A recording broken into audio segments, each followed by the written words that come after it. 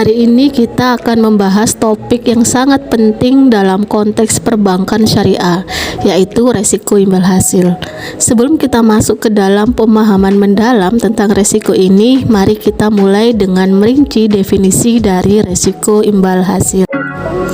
Pada definisi resiko imbal hasil ini ada 3 poin yang harus kita pahami. Yang pertama adalah bank syariah, kedua kemampuan, dan ketiga aktivitas operasional.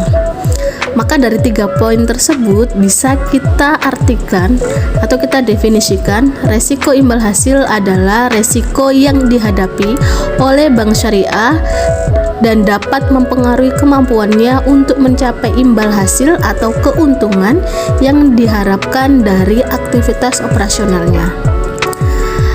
Pada konteks perbankan syariah sendiri, resiko ini akan berhubungan erat dengan kesesuaian atau ketidaksesuaian transaksi dengan prinsip-prinsip syariah, serta faktor eksternal yang dapat mempengaruhi imbal hasil investasi atau pembiayaan. Setelah kita memahami definisi dasar resiko imbal hasil, kita akan melangkah lebih jauh dengan mengidentifikasi beberapa faktor yang mempengaruhi resiko imbal hasil di bank syariah. Identifikasi ini sangatlah penting untuk membantu bank syariah dalam manajemen resiko yang efektif. Kira-kira apa saja yang perlu diidentifikasi pada resiko imbal hasil? Yuk simak bersama pembahasan selanjutnya. Identifikasi imbal hasil di bank syariah meliputi beberapa hal berikut ini. Pertama, resiko syariah. Kedua, resiko kredit atau pembiayaan. Ketiga, resiko likuiditas. Keempat, resiko operasional. Kelima, resiko pasar. Dan terakhir atau keenam adalah resiko hukum.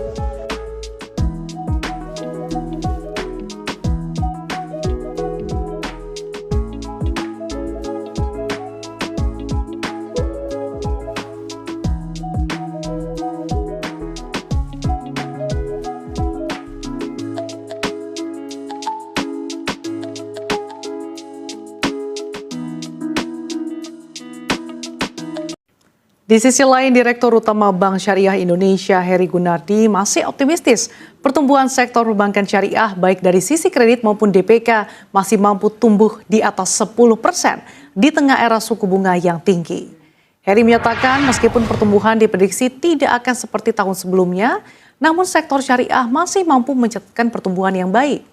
Era suku bunga tinggi, sikap hawkish The Fed, dan adanya ancaman resesi turut mempengaruhi performa perbankan termasuk perbankan syariah.